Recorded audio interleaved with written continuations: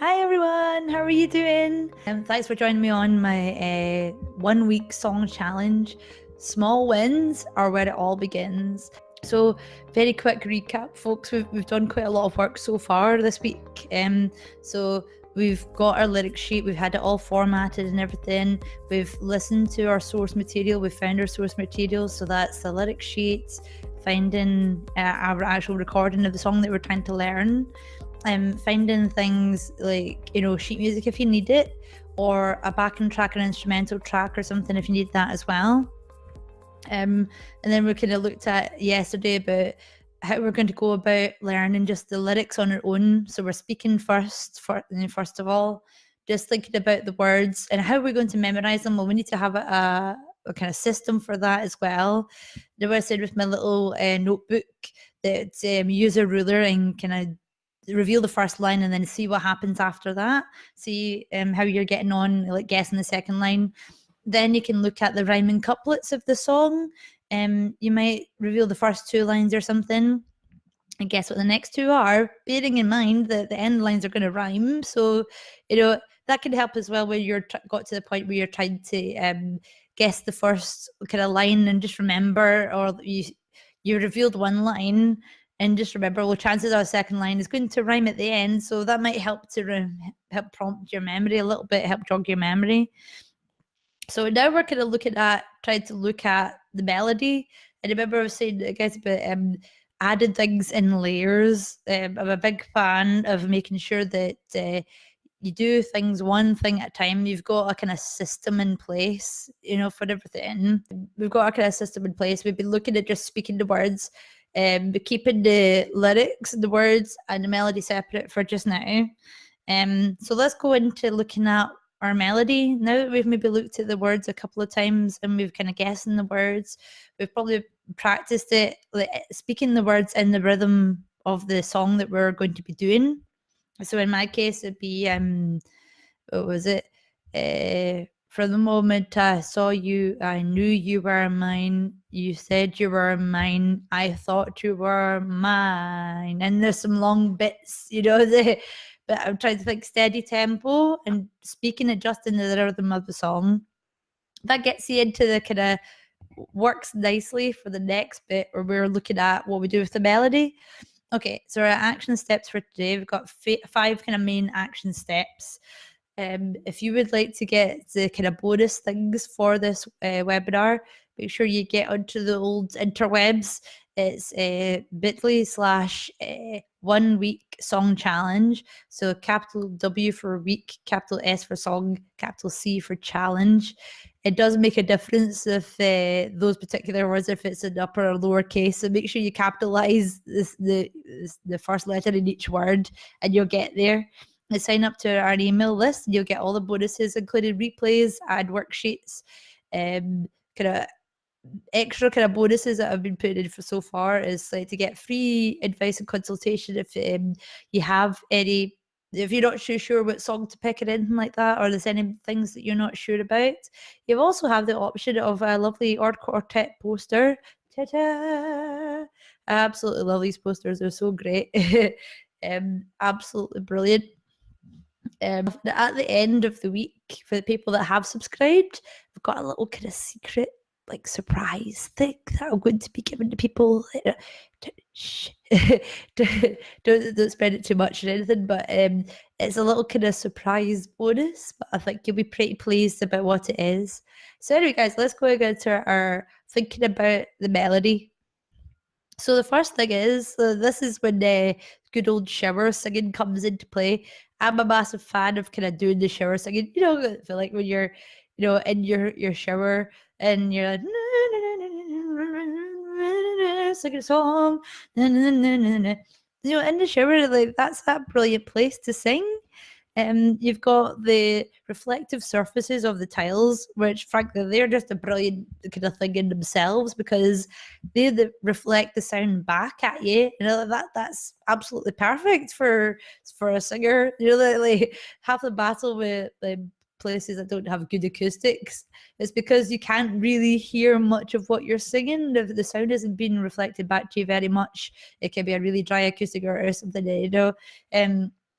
So having the tiles all over the place, so like, oh, that's brilliant. That is really, really good. But you've also got to, when you're having a shower, assuming it's like a hot shower or warm shower or whatever, you've got the steam there. Steam's brilliant for, hydrating your vocal cords, and you might end up with a lovely, lovely skin after it. The steam's like kind of cleaning your pores or something. But because you're in the shower and you're there, well, most of the time, I guess, by yourself. So you feel kind of relaxed, like you're having time to yourself. It's doing it for just the sheer enjoyment of it.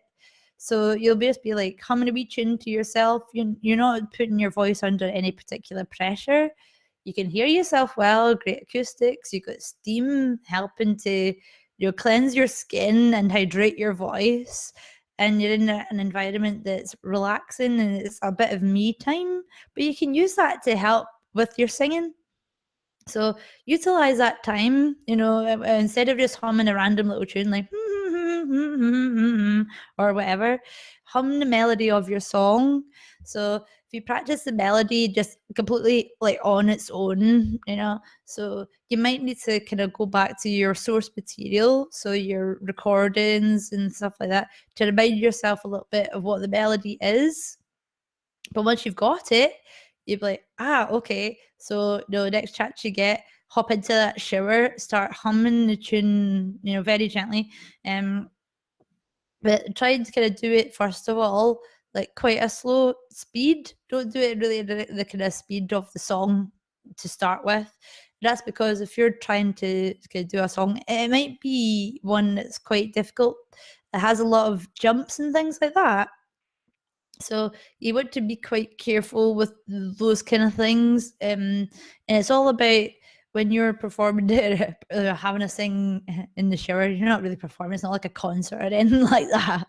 But it's keeping it like relaxed and kind of informal and stuff, It's all about feeling your way around so that you feel more confident with learning the melody, but you're not putting yourself under a lot of pressure. So start really slowly. Now, if I was doing no chair singing right now, I'd be, let's see.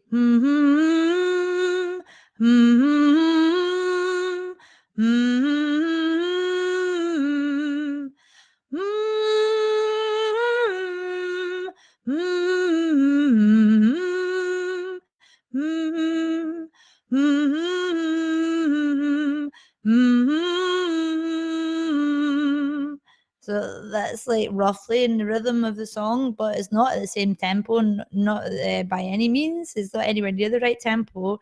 But there's no point to do little like phrase by phrase, take longer breaths and relax into it and stuff. So when you've done that a couple of times, you'll feel more confident with your melody, but it'll also show you that not all parts of your song are created equal. There'll be some bits where you feel like, oh, help. You're like, ooh, that's a difficult interval. And you might need to kind of take more time over particular bits. And this is the key, everyone, to having a very good practice. It doesn't really matter what it is you're practicing, whether it's music or anything. You could be studying anything.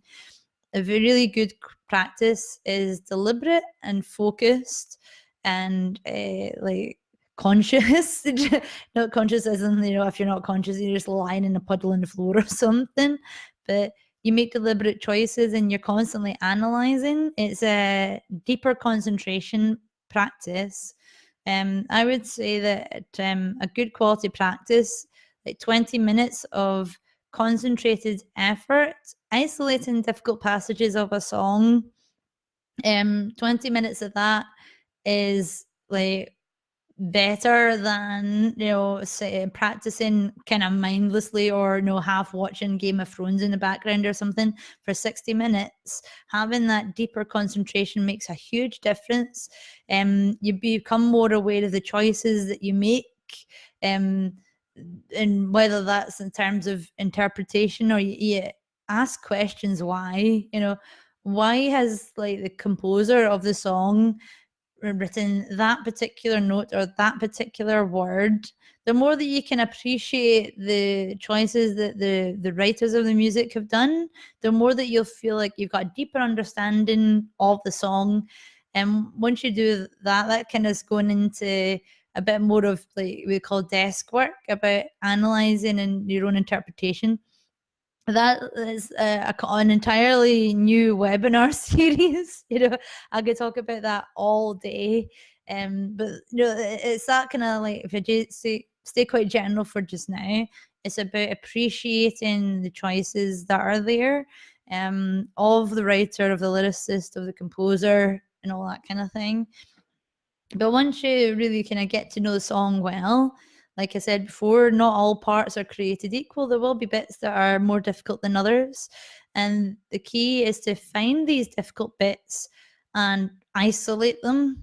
I was saying about good quality practice, that can actually involve like very little in terms of musical material. I'll give you an example of that. I heard of one of my friends when he was at music school and everything, when he was in the practicing rooms with his teacher, that he practiced like 2 bars of music for like, I think it was an hour or maybe an hour and a half or something. 2 bars of music, guys. You, some people would think, what? Why? Eh? Like why would you do that? Just why? But it makes sense. It's all about deconstructing what you're doing. And for me, most of the time, it means slowing everything right down to half the speed, a quarter of the speed. It might go super slow if you're not too sure about the rhythm or where things are placed in terms of your breathing or something like that. Or there's a difficult part where you feel like you really have to just kind of get the hang of it.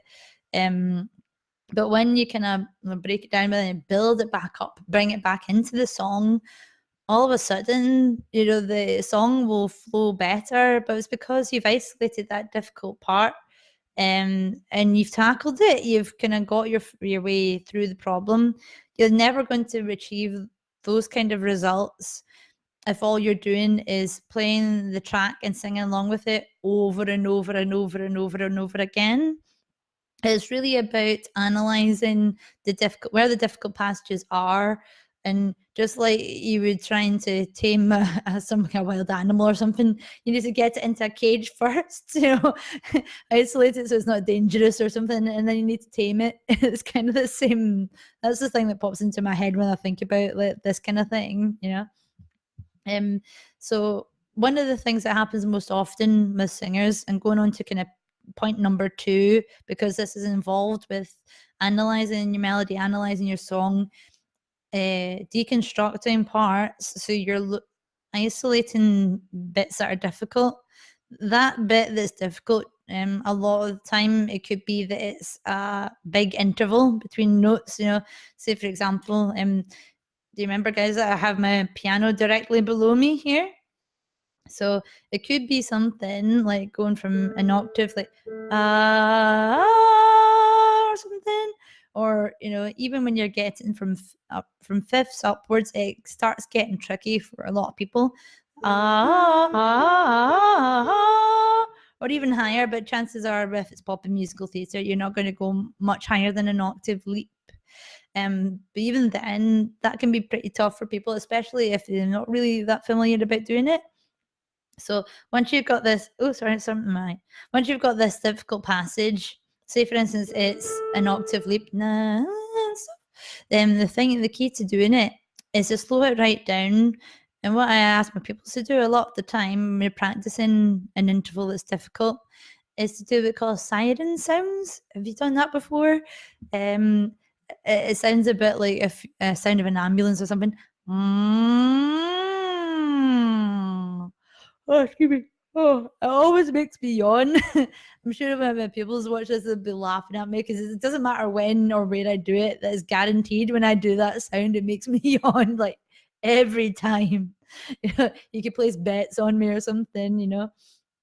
So yeah, like if you're not too sure how to do that sound, I suggest try to say the word sing, and it's kind of like the silent ng sound at the end of the word sing. You're kind of like try to hold on to it and slide it up. So if I give you an example, sing.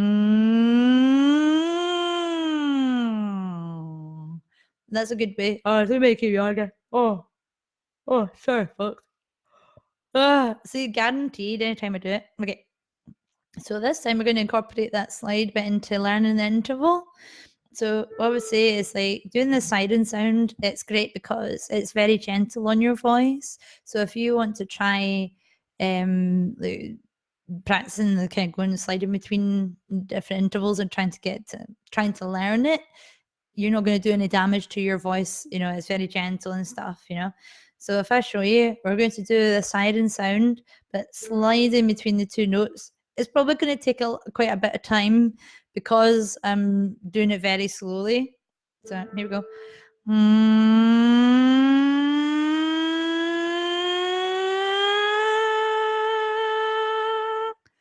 Did you notice when I was doing that, the higher I went, the lower my jaw was going? A lot of the time when people have problems with the difficult passages in the song, I think it's because you'll get worried and stressed about stuff. You might find that your jaw will tighten up and you might be singing for a really tiny mouth like that, and you can't sing at your best when your mouth is that small. You know, even if I tried to do it, I mean, I find that really, really difficult. Where I'll try and keep my mouth small. I feel like I'm really struggling and scrambling to try and get up to these high notes, you know. So as you're singing up, the jaw goes down. So I'd like you to try that with a sinus sound. If I show you it one more time. And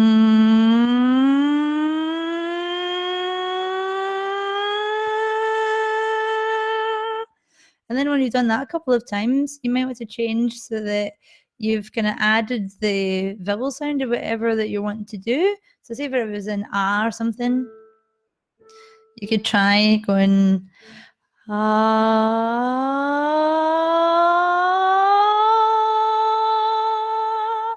something like that. So then you do that a couple of times and only kind of bring it back into the song or start practicing the song again when you feel that you're really confident with that interval, that you can almost feel like you could like roll out of bed and you could sing it. You know, that's kind of standard thing in my head. That that's when I know that I definitely know something. When I feel like even if I was, you know, had 3 hours sleep and I was loaded with a cold and stressed out about something, if I still feel that I could sing it or I could do it, that's when I know that I definitely know it. You know, you don't have to be loaded with the cold, but you can imagine what it's like. If you can sing it when you feel that you're kind of in a situation with like really kind of low energy and stuff, then chances are you probably can sing it. You know, it just helps to be reassuring. You know. So point number 3, after we've kind of isolated, yeah, I like that. Well, now we've isolated some of the intervals that we were doing. What I want to try and do now is use a metronome as we're kind of going through the song. You know, I try to remember with like I've got metronome on my piano, so I'm just going to try and find the a kind of metronome marking. So I like to try and do it, but like quite slow compared to the speed of your song. So what I'm going to do for say for Burn is a speed of like 60 beats. Yeah, let's put it down a wee bit. So it's very, very slow and steady when you're first doing it. So if I give you an example, I've saved every letter you wrote me. From the moment I read them, I knew you were mine. You said you were mine. I thought you were mine. Do you know what Angelica said when she saw your first letter arrive? She said, be careful with that one, love. He will do what it takes to survive. You and your words flooded my senses. Your sentences left me defenseless. You build me palaces out of paragraphs. You build cathedrals and stuff. You know, I thought I'd just do a little chunk there. I was quite enjoying it, you know.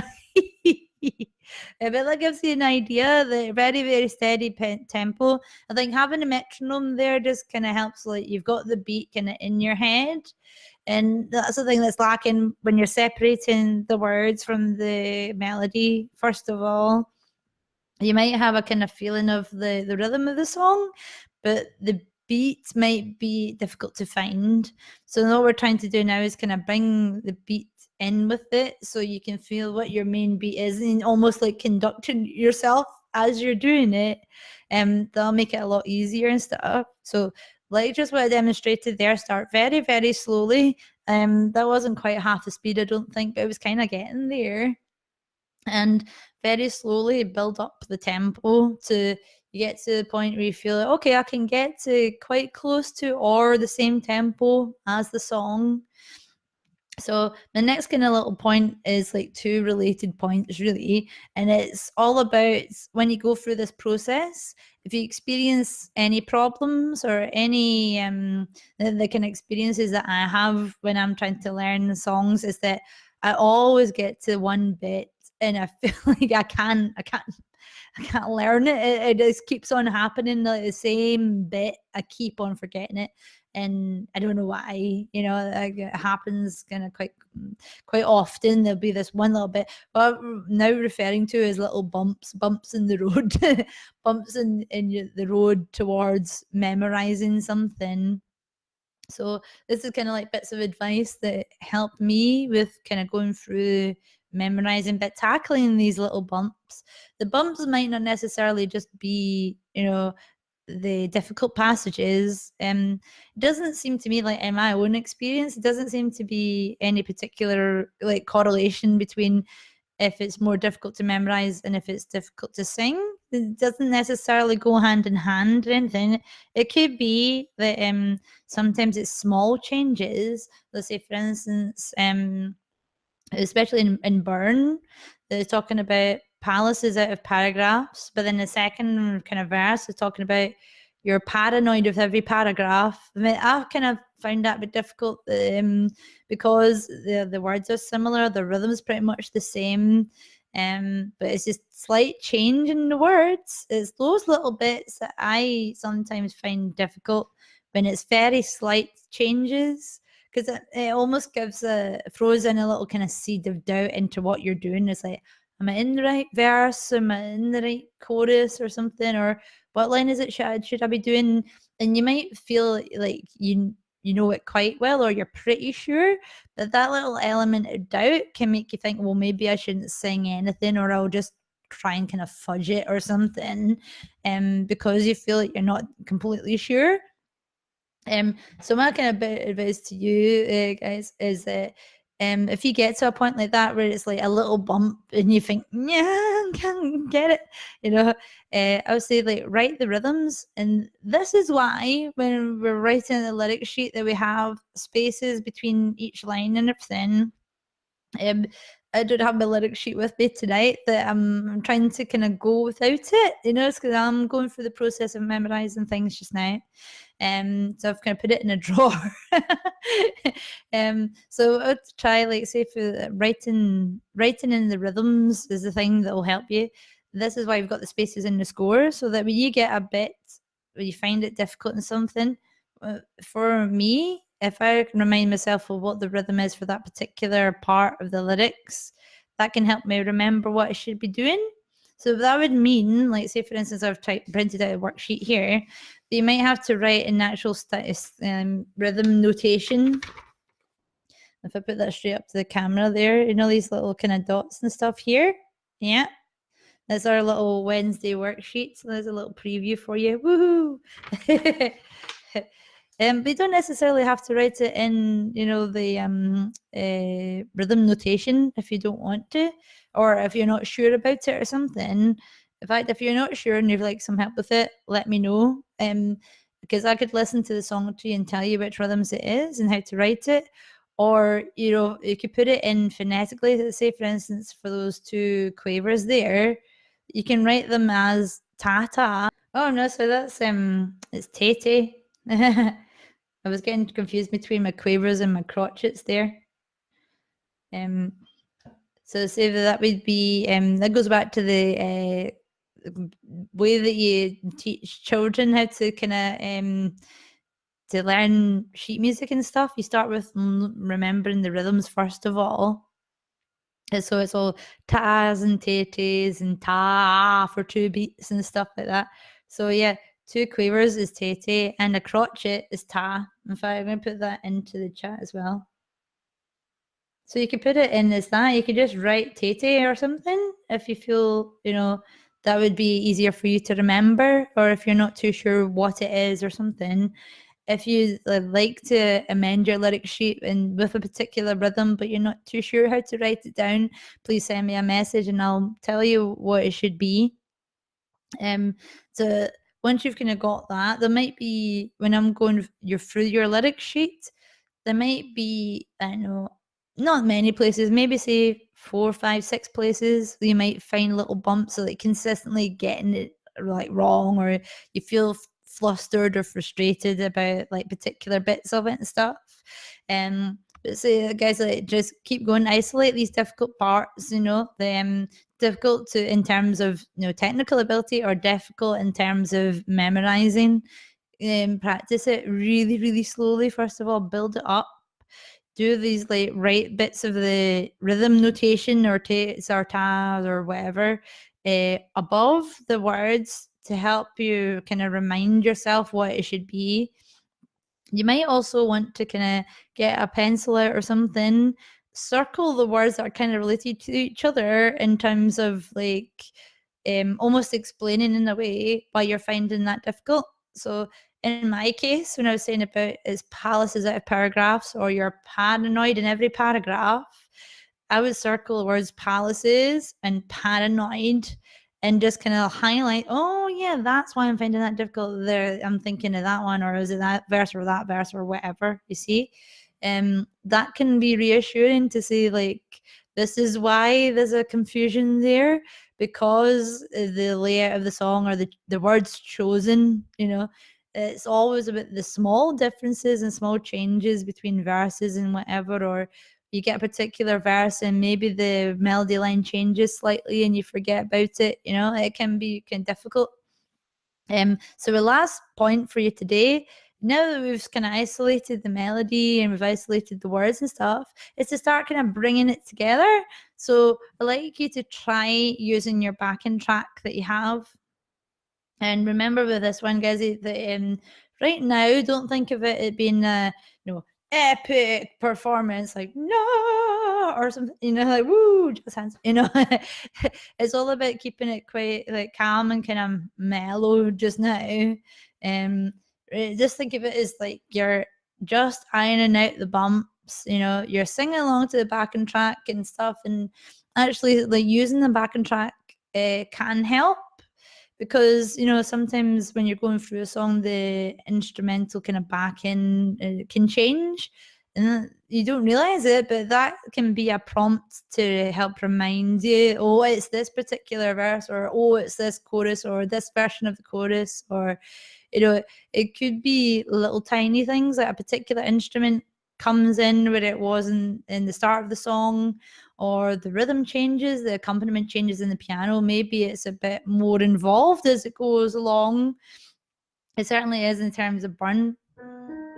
I can't remember the bit, but dum dum dum dum dum dum dum dum. It's kind of like a harp, something like that, like twinkly kind of sounds. But then it gets more and more kind of layered with the different instruments and stuff as you go along. So that's helping me to think about which verse I should be doing and stuff. It can be a good prompt, and you might have that kind of cue in the back of your head, but you don't actually realize until you hear it and you go, oh yeah, it's this chord or it's this whatever. Accompaniment itself can really help to jog your memory. This is the thing as well, guys, that we go back to your first kind of choice and song choice for this series is making sure that you get a good quality backing track that sounds as similar to the original recording as possible, and it has these little nuances that might be in the original track, and you want to kind of keep them in your own version and stuff as well. Because you want to utilize that thing of you've heard it over and over and stuff, and it helps spark the imagination to go, oh yeah, I remember this bit now. It comes flooding back, So, summing up for today, everyone, our action steps for adding the melody and utilizing it, bringing it all together now. So, first of all, hum the melody. And this is a case of shower singing, guys. Get it all hot and steamy, and you know what? Your voice will thank you for it. You're building and practicing the melody just on its own, really, really slowly and gradually building up the speed. And so as you're doing that, you might find that there's difficult passages that you realize, oh, that's quite tricky. Not all parts of a song are created equal, and they shouldn't be treated as equally, because some parts are more difficult than others. So your job now is to deconstruct the song a bit. It could go back down to even isolating a one bar of music or 2 or 3 notes of music or something. Don't be afraid to really drill down. I said before that you can't rehearse too slowly. And it's kind of the same thing a bit, like you can't isolate something too much. You could practice, literally just practicing the entry on one note. If that's what you need to do, then that's great. You can practice 2 notes, you can practice a couple of notes, or a phrase, part of a phrase, or just one interval. It could be, literally could just be the entry of one note that you practice. But you can't practice too slowly, and you can't be too specific. I can't even say it. Too specific about what particular parts of the song that you want to practice. The more that you drill down and really deconstruct it, the better, because when you build it back up again, it's going to feel like so much better and stuff. Same thing with that is that if, say, for instance, like a lot of the time people find bits that are difficult, it's because it's an interval. So for that, using that siren sound, sliding up and down. Oh, it's gonna make me yawn again. Oh, like literally every time. Okay, and so the next one is once we kind of got the melody, feel a bit more confident with it, isolated passages of it, is point number 3 is to use our metronome. So now you kind of got the lyrics down, we're practicing singing along with the metronome, but still remember, guys, like still starting really slowly, like very like under the speed of the original song first of all, slowly building up the tempo again. So now we get to the point where we've kind of learned the words, learned the melody, kind of merging them together and stuff. We need to tackle those difficult bits, the bits that are difficult to memorize, or the things like that. So remember, I was saying about utilizing the gaps that we've made when we formatted our lyric sheet. Write the rhythms of the bits that you're finding difficult. That can be a good prompt. So that if you're looking at just the kind of lyric sheet and everything, you might put the ta or te or whatever combination of notes it is, or you might actually write the rhythm notation on there. And it's just to help jog your memory a little bit. That if you look at the rhythm, you go, oh yeah, and you can remember how the word fits into that rhythm. It can also be a good prompt as well for like when things are subtly different. Use a pencil and circle words or something that are kind of linked together. I know I was saying about palaces out of paragraphs. You're paranoid in every paragraph. Don't be afraid to highlight that or circle it or underline it, and maybe just say like a little arrow going between the two or something to show this is kind of like linked together.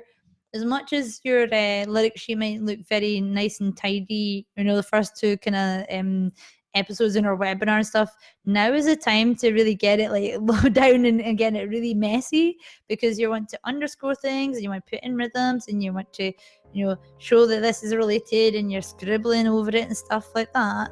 But the more that you can personalize it to you, it can help you to kind of build it up.